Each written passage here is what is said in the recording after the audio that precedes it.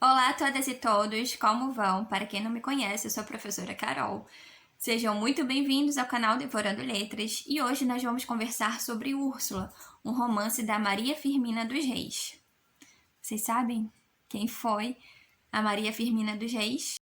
Para quem não conhece, Maria Firmina dos Reis foi uma maranhense que nasceu em 1822, contribuiu com a escola romântica brasileira e Úrsula é o primeiro romance abolicionista de autoria feminina de toda a língua portuguesa. Então passemos à análise do romance propriamente dito para compreendermos quais são as contribuições éticas e estéticas de Úrsula da Maria Firmina dos Reis. Podemos começar pensando nas personagens protagonistas, que são Úrsula e Tancredo. Então, desde o início da narrativa, Tancredo é apresentado como um cavaleiro que marcha solitariamente e aparentemente atormentado por conflitos internos, em meio a uma natureza quase selvagem. A valorização da natureza e, em especial, de uma paisagem particular, de uma paisagem própria do cenário brasileiro, é uma das grandes características da escola romântica no Brasil. Em meio a essa caminhada solitária que nos é apresentada por um narrador onisciente, né, que tem acesso à psicologia, que sabe de tudo, né, que é apresentado na narrativa, Tancredo não percebe que o seu cavalo se encontrava num estado exausto. O cavalo cai, e o cavaleiro cai também, e machuca até o crânio. Quem o salva é um escravo que se chama Túlio. Essa passagem é muito importante porque tanto Tancredo quanto Túlio são personagens heróicas. E a gente vai percebendo isso desde esse encontro. Então, Túlio, quando vê Tancredo caído no meio da mata, todo ensanguentado, não hesita em auxiliar esse desconhecido. E esse cavaleiro, por sua vez, quando retoma sua consciência, agradece, evidentemente, aos cuidados do Túlio, e é nesse momento que eles são apresentados. Então, Túlio se apresenta como um escravo, Tancredo, por sua vez, se apresenta contrário à ideia da escravidão. Então, Túlio carrega nas costas, né, Tancredo, que está completamente ferido, e leva para a casa da sua senhora, que se chama Luísa B., uma senhora paralítica, né, que é assistida a todo momento pela sua filha, Úrsula. Nesse cenário, né, que é a casa da Luísa B., o Tancredo recebe assistência não só do Túlio, como da filha da proprietária da casa. Em meio aos delírios advindos com a febre do Tancredo, ele acaba citando o nome de uma Adelaide, como se essa Adelaide fosse o próprio Satanás na Terra. Enquanto Úrsula toma conta desse desconhecido, ela não sabia nem o nome dele, ela acaba se afeiçoando, se comovendo, se apaixonando pelo sujeito acidentado. E aqui é importante nós lembrarmos que Úrsula, além de cuidar do sujeito acidentado, também cuidava da sua própria mãe, né, que era paralítica e precisava de assistência o tempo inteiro. Em meio a um cotidiano tão atarefado, em que ela se dedica aos cuidados da sua mãe, que se encontra morrendo, e do sujeito acidentado, Úrsula acaba recarregando as suas energias por meio de um hábito matinal, né? Ela se encontrava com Deus em meio à natureza. E é nesse ponto da narrativa que nós temos a primeira digressão. Tancredo querendo se apresentar, né? Querendo deixar de ser um desconhecido para a personagem, conta toda a sua história. E nesse flashback, nós temos acesso a quem foi a Adelaide. E a Adelaide, ao contrário da Úrsula, é representada como a figura do Satanás, né? Então, isso também é muito próprio do romantismo, né? Tem uma imagem angelical e uma imagem do Satanás. Adelaide era uma órfã que foi acolhida pela mãe do Tancredo no seio de sua família. E assim que Tancredo a conhece, se apaixona. Então eles firmam um compromisso que seria concretizado após um ano de trabalho do Tancredo numa outra cidade. Isso foi uma imposição do pai, né? Essa separação momentânea do casal. E aí, Tancredo percebe que as correspondências da Adelaide estavam cada vez mais reduzidas, até que cessaram, né, de uma vez. E quando ele retorna para sua casa, ele descobre que ele foi traído, ele foi trocado pelo próprio pai. Vou ler para vocês um pedacinho da obra. Não sei como não enlouqueci. Em trevas de desesperação, tornou-se-me a luz dos olhos e todo o salão parecia ondular sob meus pés. A mulher que tinha ante meus olhos era um fantasma terrível, era um demônio de traições, que na mente abrasada de desesperação, figurava-se-me sorrindo para mim com um insultoso escárnio. Então vejam que aqui a personagem romântica protagonista, que é o Tancredo, também é tomado, né, pelo exagero de sentimentos, né, pela paixão exacerbada, né, pelo desequilíbrio. E há também, evidentemente, é claro, né, a figura fantasmagórica e diabólica da mulher enquanto o próprio Satanás, que existe em contraste com a imagem angelical, né, a imagem da pureza da Úrsula. Depois de expor o seu passado e de se declarar para Úrsula, o Tancredo decide agradecer pessoalmente Luísa B. Nesse ponto da narrativa, nós passamos a conhecer a existência de uma outra personagem muito importante, que é o Fernando. Fernando é o tio da Úrsula, né, que assassinou o pai da protagonista. E, claro, né, o responsável pela situação de orfandade da Úrsula e da miséria dessa família. E, enfim, nós podemos pensar, né, que se, por um lado, a Adelaide é o oposto, né, é a face diabólica da mulher, enquanto a Úrsula é a face angelical do sujeito feminino, o Fernando se apresenta aqui como uma personagem que tem a face diabólica do sujeito masculino. Então, Tancredo seria o anjo, né?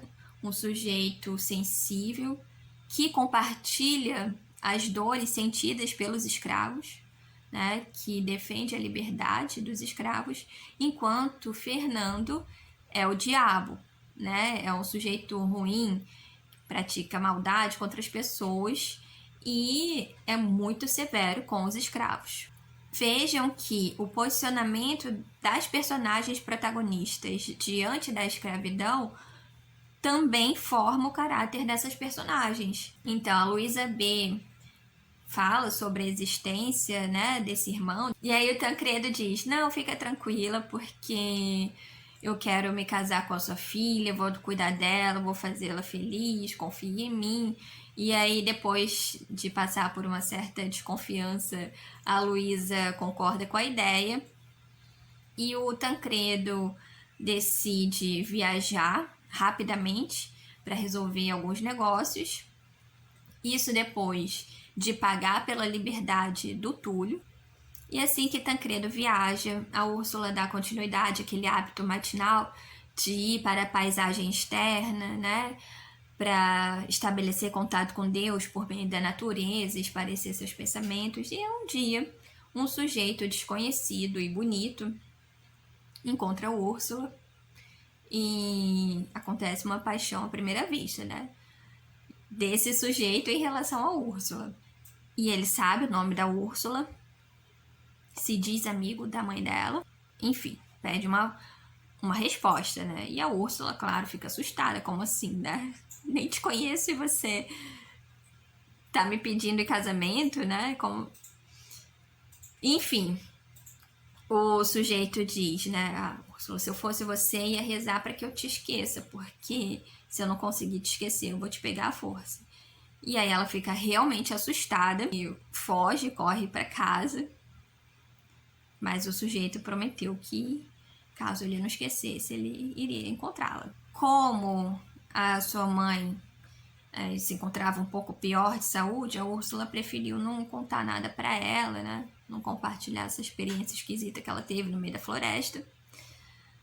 Mas um dia chega uma carta para Luísa e era do irmão dela dizendo que ele chegaria em breve.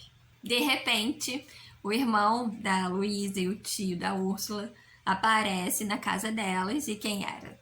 Era o caçador, né, que se declarou para a Úrsula. E o que ele dizia para a Luísa era que ele ia resolver rapidinho uma questão de negócios numa outra cidade e ele voltaria ali para forçar a Úrsula, a sobrinha dele, a se casar com ele. A Luísa, que já estava muito fraquinha, ficou assustada e a sua saúde, claro, né, piorou. Então, antes dela morrer, ela só disse para a filha dela: foge, minha filha, enquanto há tempo. Então, a Luísa morre. A Úrsula pede para ficar sozinha durante um tempo no cemitério e aí acontece, né, uma cena em que começa a chover, né, acentuando o sofrimento da personagem. Em alguns outros vídeos eu já disse que o romantismo se vale dessa ideia, né, da natureza como uma extensão dos sentimentos. Então, nesse caso, a chuva no meio do cemitério enfatiza, né, a dor, as lágrimas da Úrsula, que acabou perdendo a mãe. E quando ela já se sentia perdida, sem saber o que fazer, sem saber para onde fugir, ela é encontrada pelo Tancredo, que retornou com Túlio da viagem que ele tinha feito a negócios. Então, quando o tio da menina retorna para casa dela, depois de ter resolvido os negócios dele, ele bate na porta, né, da casa da Úrsula e se depara com a escrava, né, e pergunta: onde é que está essa menina? Aqui é muito importante dizer algo que eu tinha me esquecido, que não pode passar em branco, né? Essa escrava com a qual o Fernando conversa, né, para procurar saber do paradeiro da Úrsula, é a Susana. A Susana é uma escrava muito idosa e ela aparece ainda na metade da narrativa, né, do começo para a metade. Em uma conversa que ela teve com Túlio, questionando, né, por que você vai seguir o Tancredo e vai deixar de seguir a Nossa Senhora, né, que é a Luísa, já que a senhora é boa pra gente. Porque você vai trocar um cativeiro por outro. E aí o Túlio explica que o Tancredo pagou pela sua liberdade. Então, como uma forma de agradecimento, ele queria ajudar para sempre o Tancredo no que fosse necessário. Nesse momento, a Susana também narra toda a sua memória, todo o seu passado. E esse é um testemunho muito importante, porque a Susana nasceu livre, em algum país da África. Ela tinha um filho, ela tinha um marido, e um dia ela foi colher, né, algum alimento para a família, e no meio dessa trajetória, né, para alcançar uma comida para a família, ela foi sequestrada por 2 sujeitos, colocada dentro de um porão de um navio, sem mantimentos, vendo um monte de negro morrer ao lado dela, né, porque as condições eram horríveis, e de repente ela passou a ser uma mercadoria no cenário brasileiro. Susana sofreu muito enquanto escrava, porque enquanto o marido da Luísa vivia, ele não era gentil com os escravos, né? Foi só depois da sua morte, né, que a Luísa passou a assumir o controle da fazenda e, enfim, ela passou a receber um trato mais digno. Daí a lealdade da Susana para com a Úrsula, para com a Luísa. Então, quando o Fernando bate na porta, né, e procura, pede informações sobre a Úrsula, ela não diz nada. Embora ela não soubesse com exatidão o paradeiro da Úrsula, ela sabia que o Tancredo já havia passado um pouco mais cedo por ali e que provavelmente tinha encontrado a sobrinha do Fernando, e fugido com ela. O Fernando, enlouquecido, acaba torturando todo mundo que possivelmente estivesse envolvido com o desaparecimento, né, com a fuga da Úrsula, inclusive a Susana, que já era uma senhora idosa. Vejam que eu tinha dito, né, que era um drama shakespeariano, isso não é à toa. Eu já tinha falado em alguns outros vídeos que as referências da escola romântica mudaram, né, ao invés de ser as referências clássicas, né, greco-latinas, passaram a ser referências mais modernas, como Shakespeare. E isso é configurado de uma forma explícita nesse romance, né? Porque o Fernando é comparado pelo narrador onisciente ao Otelo, né? Enciumado. E é interessante porque acontecem duas coisas ao mesmo tempo, né? Tem a fuga da Úrsula e a tentativa de sequestro do Fernando. Então, para explicar as duas cenas acontecendo ao mesmo tempo, a autora se vale muito da digressão. E o Fernando, por um descuido do Túlio, acaba sequestrando o Túlio. Enlouquecido, né, e furioso e apaixonado, ele acaba matando o herói da narrativa. Esse amor louco e doente, né, do Fernando também é uma característica romântica, né? Ele é a outra face do sujeito humano, né? O sujeito humano é composto pela bondade e também é composto pela maldade, né? Isso é representado nesse contraste entre essas duas personagens, entre o protagonista e o antagonista, né? O antagonista é o próprio Satanás, e tudo isso faz parte da proposta romântica, né? O louco, o ciumento, o exagerado, o bondoso, né? O que há de realmente original e muito próprio, né, do cenário brasileiro é a questão desse novo ponto de vista diante da escravidão. A Maria Firmina traz o testemunho da Susana, né, em relação a como aconteceu e como foi cruel, né, a prática da escravidão, como foi criminosa, né, essa prática da escravidão no Brasil. Claro, é um depoimento que pertence ao campo da ficção, uma vez que está inserido na literatura, mas que tem um referencial no mundo empírico.